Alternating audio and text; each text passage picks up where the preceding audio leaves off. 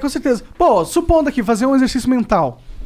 Você ganhou ano que vem, caso você venha se candidatar como presidente mesmo, você ganhou. Qual que seria o seu plano de guerra aí? Porque vai ser uma guerra, se você quiser mudar o sistema de verdade, porque o sistema não vai querer mudar. Foi isso que iludiu muita gente no voto com o Bolsonaro. Claro. Porque ele disse que ia bater de frente. Ele ia pra guerra, caralho, mas aí colocou Aras, tá ligado? Não foi pra guerra, tá ligado? Não, pelo contrário, se vendeu pro Centrão. Sim, ele falou pro cavalo de Troia, falou, vem cá, entra aí, entra todos os cavalos que derem. Então veja, essa é a pergunta. Então o que eu tô tentando fazer com vocês hoje aqui à noite?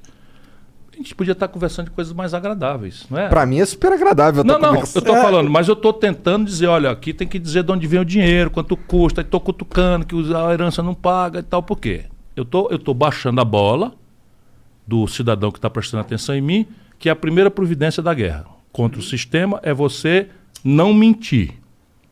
Então a eleição, a relação do candidato com o povo é telegráfico, o discurso é curto, é breve, é simbólico, é emocional, mas isso não pode levar ao ponto, como tem acontecido no Brasil, de eu despolitizar de tal forma que o cara acredita que eu sou o salvador da pátria.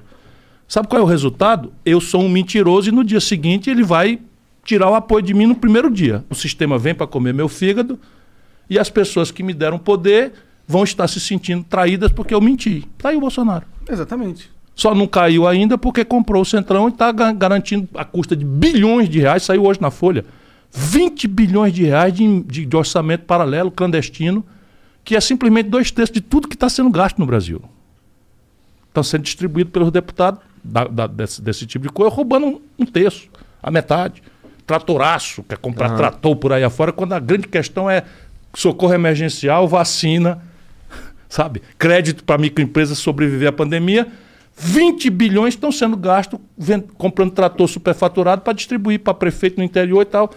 Tipo um mensalão onde o Exatamente Bolsonaro a mesma coisa. não tem como se fuder, porque o ônus de se fuder foi em quem fraudou a licitação de trator. Pronto. Mas o Bolsonaro sabia que esse tanto de verba seria usado para isso. Tá sabendo porque ele era desse baixo clero. É tudo coleguinha dele. Pode crer. Tudo coleguinha dele, 28 anos. Eu fui contemporâneo dele. Então veja, primeira providência para enfrentar o sistema. Moderar a promessa e apostar na inteligência do povo. Repartir o tamanho da dificuldade e anunciar o que vai fazer. Essa é a segunda etapa. O que eu vou fazer? Toda tragédia tem um lado bom. Isso é da sabedoria popular. Em toda tragédia, em toda coisa ruim, tem um lado bom. Qual é a tragédia brasileira? A quebradeira geral atingiu o coração do Pacto Federativo. Opa, que diabo é isso? É assim. Opa, gostei dessa. Vai lá. União Federal, estados e municípios. Então, por exemplo, na saúde, o município faz a atenção básica, o estado faz a atenção hospitalar, e a União faz o financiamento, o regramento, etc., a imunização, blá, blá, blá. Então, esse Pacto Federativo brasileiro está um caos. Tem 23 estados brasileiros dos 27 quebrados. Quebrado significa aí a saúde que não está funcionando, a educação que não está... Está aqui em São Paulo, greve de 120 dias de professor, o Ceará paga um salário maior do que o professor de São Paulo. O que não quer dizer que é o salário que os professores merecem. Por favor, não me entendam mal, mas nós pagamos, sendo o estado mais pobre, mais do que São Paulo. São Paulo faz 8 anos que não dá reajuste aos policiais militares. E por isso está aqui com a água no pescoço para quebrar. O Rio já quebrou, Minas Gerais já quebrou, Rio Grande do Sul já quebrou, Rio Grande do Norte já quebrou e por aí 23 estados. Então esse é o tamanho da tragédia. Aqui está a semente da virada. Qual é? Eu, em vez de negociar com os deputados em Brasília, trancado em gabinete sem o povo assistir, eu entre a eleição e a posse descanso 2 dias, né? E vou trocar um redesenho do Pacto Federativo. Vou restaurar, na prática, concretamente, vou restaurar a condição dos municípios e dos estados poderem investir e qualificar, que estão estrangulados por conta de uma coisa que eles não sabiam como manejar, dívida. Aí eu já calculei, de novo, vamos lá. Chato pra cacete, mas você está me perguntando como. Porra, não tem nada de chato nisso, cara. E é detalhe. E eu vou insultar os candidatos que vão para dizer, não vai nenhum passar na lambança. E eu vou, e aí, como é que vai fazer? Aqui eu vou propor isso aqui, ó. Vou aumentar o tributo sobre heranças para 29%. A alíquota do imposto de renda para os grandes vai ser 35%. Eu vou arrecadar 70 bilhões cortando 20% das renúncias fiscais que vocês entregaram aí de gente que não devolve nada para o Estado, nem para a população, nem nada, e 300, você acertou, 10 Bolsa Família. Eu vou cortar 30%, ou 25%, ou 20%, vamos lá. Por que não cortar tudo disso? Tirar? Porque muitas vezes é um incentivo para gerar um emprego. Quando tem correspondência, por exemplo. Eu sei muito disso porque o Ceará tem, por exemplo, é sede da Grendene. A Grendene é uma empresa de calçados que transformou o Ceará no principal exportador de calçados do Brasil. O Ceará não é sede da matéria-prima, que os calçados da Grendene, por regra, são petroquímica. O Ceará não tem uma gota. E não é sede do mercado consumidor. Então é produzido lá, mas vendido fora. E a matéria-prima vem de fora. Como é que ele vai lá para o Sobral, a minha cidade? Eles empregam 30 mil conterrâneos meus. Porra, gente pra caralho. Muita gente. Então como é que eles foram fazer o que lá? Eu tenho que compensar que lá não é a matéria-prima e tenho que compensar que lá não é a sede, porque eles vão gastar mais com frete para trazer a matéria-prima, com frete para levar a matéria. E eu tenho a ferramenta da renúncia fiscal como um mecanismo de fazer. Mas tem uma correspondência. O cearense sabe que esse imposto aí foi trocado por emprego. Entendi. Percebe? Aí você, qual é a cidade que tem o melhor IDEB do Brasil, melhor educação pública do Brasil? Vai no Google, Sobral. Por quê? Porque a grana da Grendene, do Estado, eu dispensei, mas a do município eu não dispensei. Aí Sobral tem dinheiro para fazer uma escola pública modelo. Entendi. E ganha prêmios internacionais e tal. Que isso eu escuto várias vezes de outras pessoas. Pode perguntar, independente. Que nem gostam muito de tu e eles... Não sou eu, sou eu. São os professores, são os estudantes, são sabe, eu apenas tenho orgulho de ter preparado esse ambiente político, de ter influído no desenho do projeto. E eu sou o cara que vai na frente, eu sou o brigão, eu tenho uma aresta para todo lado, sabe? Eu chamo o Michel Temer de ladrão, ele me processa, eu chamo o Eunício Oliveira de ladrão, ele me processa, eu chamo o Eduardo Cunha de ladrão, ele me processa. Eu não estou defendendo nada para mim. É só perguntar, tá bom, por que eu chamei o Eduardo Cunha de ladrão? O que é que eu tenho com isso? O Eduardo Cunha é deputado do Rio de Janeiro. Chamei porque ele é ladrão, ele está roubando dinheiro do povo. E assim, é o meu jeito de ser. E eu, para fazer isso, eu não tenho rabo de palha. 40 anos, nunca fui processado, nunca respondi por nada, nem o mal feito, nem para ser absolvido. Nada mais é do que a minha obrigação. Mas voltando, então, eu pego o Pacto Federativo, chamo os governadores, não interessa se são do meu partido ou não. Essa é a chave. E eu vou dizer para eles, eu vou restaurar a condição do Rio Grande do Sul de voltar a investir. Vou restaurar a condição de São Paulo. Como? 600 bilhões é a dívida de vocês, tudinho comigo, governo federal. 80% disso é São Paulo, Rio, Minas e Rio Grande do Sul. 4 estados. 8 vezes 6, 14. Então, assim, 400 não, como é? 6 vezes 8, 48. 480 dos 600 bilhões são 4 estados, que tem já uma boa parte da maioria do Congresso brasileiro. Os outros são só 200, que tem mais da metade do Congresso. Então eu vou chamar os outros para começar, que são os mais pobres, os menores, os pequenos. Vou dizer, vamos lá, vamos mudar o Brasil? Vamos, tá aqui, eu reestruturo a dívida, não vou dispensar, vou reestruturar a dívida. Vocês iam pagar para mim R$1 bilhão esse ano, vamos pagar só 100 milhões. Os 900 milhões vocês vão investir dentro de um projeto que nós vamos discutir a prioridade. A prioridade para mim é educação.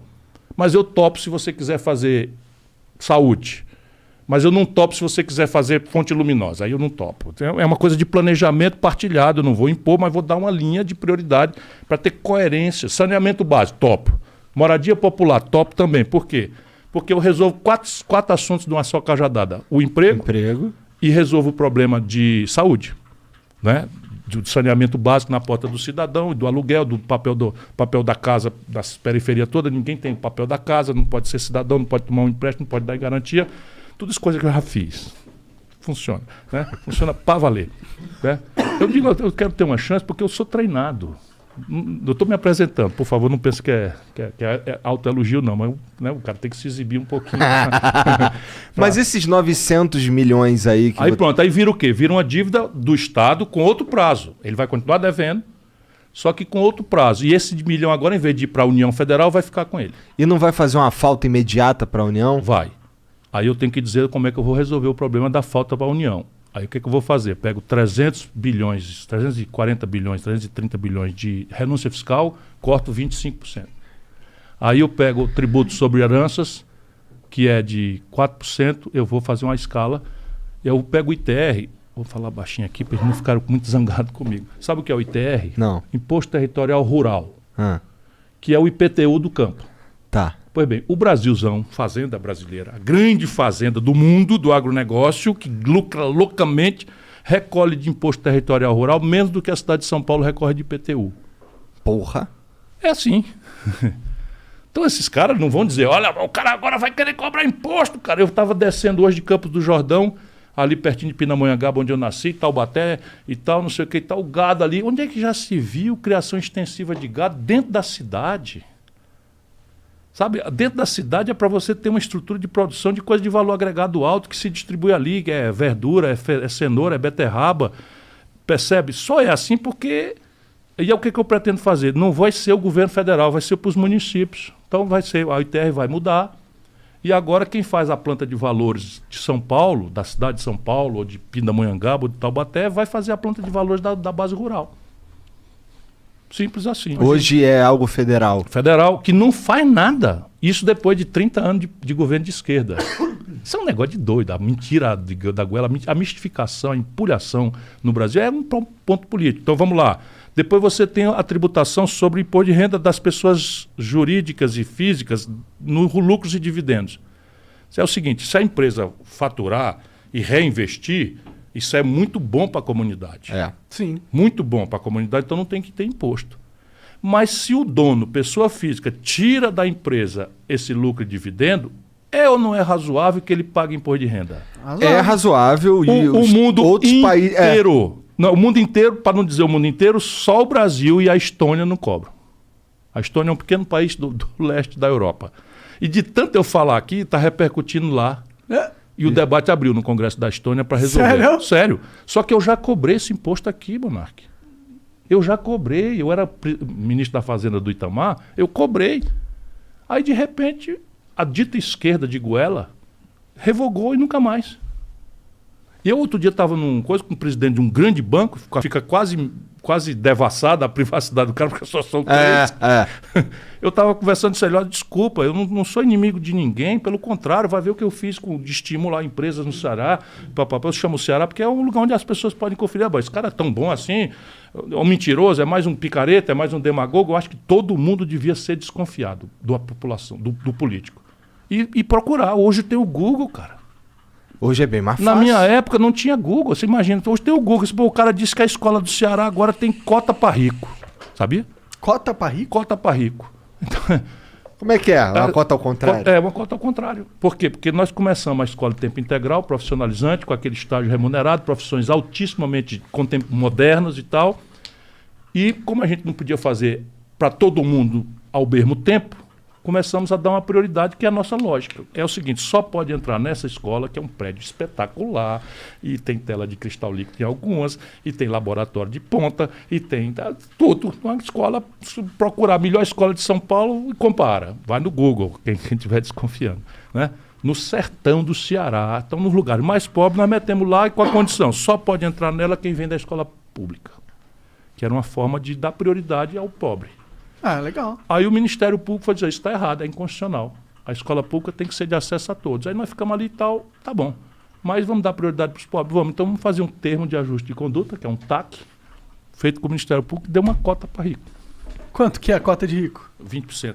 Entendi. Ah, legal. Porra, eu acho isso incrível, porque se a gente for falar do ensino superior no Brasil... É um desastre, dá vontade de chorar. A maioria dos caras que estudam nas melhores universidades públicas são os ricos, né? E a maioria dos que estão inadimplentes com fiéis são os pobres.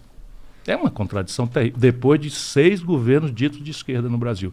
Não é que esquerda seja ruim, não. Eu sou uma pessoa de formação de centro-esquerda. O que eu estou dizendo é que aquilo que se apresenta de esquerda no Brasil é mentira. O lulopetismo não tem nada na prática de esquerda. Então, vamos pegar assim, saúde. Qual é a grande questão popular na saúde?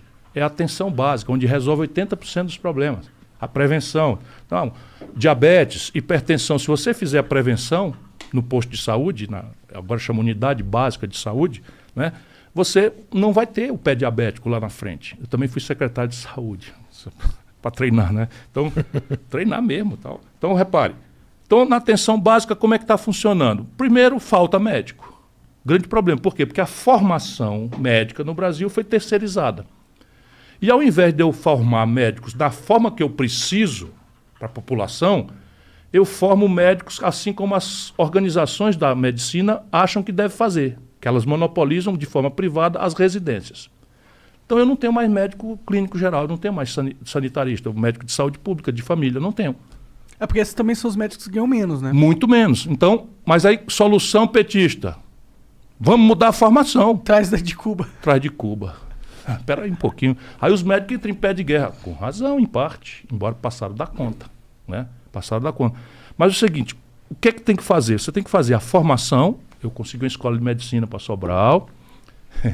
Pública, gratuita, cuja formação o currículo foi desenhado pela comunidade médica de Sobral e qualifica médicos para a saúde da família. Mas para o Brasil eu estou propondo uma carreira.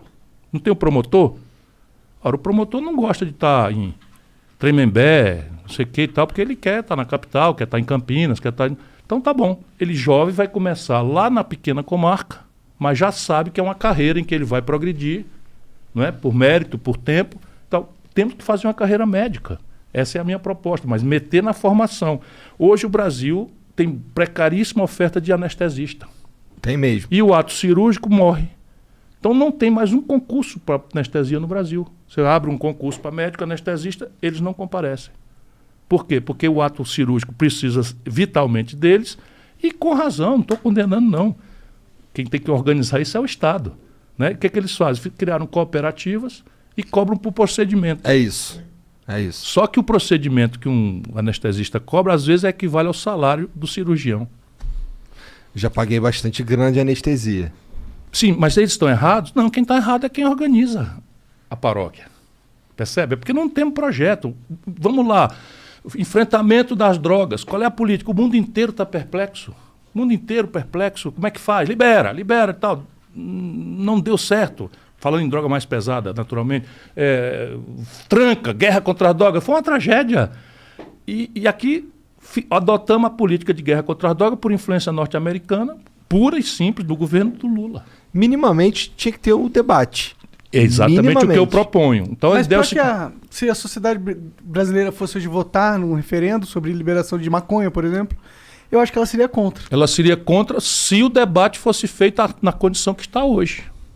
Por quê? Porque eu colido a elite política brasileira, como é muito alienada da vida do povo, ela colide com a religiosidade, ela colide com a moral popular e o papel, especialmente do pensamento progressista, mas também dos intelectuais, dos artistas. Isso eu tenho feito um apelo. Né? Como é que pode os intelectuais de um país como o nosso, os artistas, sabe, que são sinais de vanguarda na sociedade, serem conservadores, terem uma proposta passadista, altamente conivente com ladroeira, com fisiologia, com clientelismo? Isso deforma a nação. Então o que você tem que fazer? É o seguinte: não, o presidente da República não é o chefe, não é o dono do pedaço. Ele tem responsabilidade com todos os grupos. Ele tem que iluminar o debate. Ele tem que saber todos os elementos que têm legitimidade para participar do assunto, os médicos, as lideranças religiosas, sei lá, quem venha, discuta, e vamos discutir o assunto, porque não é um problema. Qual é o problema? Os problemas são dois. Antes da gente achar a solução, eu quero estressar essa discussão, que é o que eu vou fazer, porque eu estou com dois problemas que eu não aceito ficar parado. A matança de jovens pobres negros nas favelas. Uma mulher grávida, morreram 600 mulheres no Rio, 15 grávidas. Isso Rio de Janeiro. Que é isso? Nós vamos fazer de conta que não está acontecendo. Sabe quantas pessoas foram assassinadas no Brasil? 57 mil em 12 meses. Morreu mais gente no Brasil assassinada do que na guerra civil da Síria. Então esse assunto vai ter que vir para a minha mesa, não vai ficar só por tabu, por moralismo, por seja o que diabo for. Vem para a minha mesa, não vai ter mais isso aqui. Essa solução não presta. A segunda razão é a população carcerária, Monark. Quando essa brincadeira começou com Lula, nós tínhamos 300 mil pessoas presas. Hoje nós temos 800 mil pessoas presas e 250 mil mandados de prisão para serem executados. E viraram universidade do crime. E no mesmo período, facções criminosas e milícias começaram a surgir no Brasil ante nenhuma atitude. Nenhuma. Agora está o Bolsonaro distraindo o povo com um serial killer, a brasileira, né, que está embrenhado no mato e tal, e tem um picareta lá do Ceará que resolveu fazer um filme na televisão, porque o Bolsonaro cria essas distopias no Brasil. Estou saindo para Goiás. Como é que a gente chama um bastardo naquela... A cara dela. Pois bem, é porque eu não engulo essas coisas. E eu vi um filme, veja aí você que está nos acompanhando, um filme de uma deputada de Goiás que pegou um helicóptero e um fuzil e disse que vai caçar o cara também. Ah, a gente tá com vários super-heróis aí agora, né? Mas onde é que nós vamos parar? Ah, virou um circo, né? Eu acho que na verdade sempre foi um circo, né? A gente aqui acredita que a política é um teatro meio macabro, assim. Tem parte disso, mas não pode mais ser, Pablo, porque passou do limite. Passou, né? Mas e aí? A gente tava naquele negócio do, tipo, chegou lá a guerra... Pronto, aí tava fazendo as propostas. Federativo. Então, mas eu troco o Pacto Federativo, eu vou construir uma mediação de atacado para substituir esse varejo corrupto. Uhum. Em que você se acerta com o bandido pro bandido não... De forma bandido pro bandido não perseguir tua bandidagem. Isso é um negócio que não deu certo. Sim. Por quê? Eu tenho muita experiência. Deu certo, eles estavam todos com a Dilma. A Dilma caiu. Deu certo, eles estavam todos com o Collor. O Collor caiu. Deu certo com o Lula, que estavam todos com o Lula. Ou se o Roberto Jefferson teve o Correio. O Valdemar Costa Neto estava no DENIT. O Renan Calheiros estava na própria Petrobras, o Sérgio Machado na Petrobras, o Eduardo Cunha, o Lula deu Furnas, o Gedel daqueles 51 milhões. Entra no Google aí, irmão. 51 milhões de reais. Salvador, apartamento, Gedel Vieira Lima. O Lula deu o Ministério da Integração e a Dilma deu a vice-presidente da Caixa Econômica. Deu certo, o Lula foi bater na cadeia, porra. Esse é o caminho certo do fracasso. Com certeza. Nem funciona para o país, que está aí em Pandarecos, e nem funciona para os caras. O que vai funcionar é outro caminho. O Itamar funcionou. Eu fui ministro do Itamar. Não teve um escândalo. Eu fui governador, não tive um escândalo. E os que eu tive, eu fiz o quê? Afastei o cara, mandei apurar. Num caso, o cara era culpado, problema do delegado de polícia. No outro, era ele inocente, voltou e disse, olha, ele foi agredido. A política tem muita calúnia.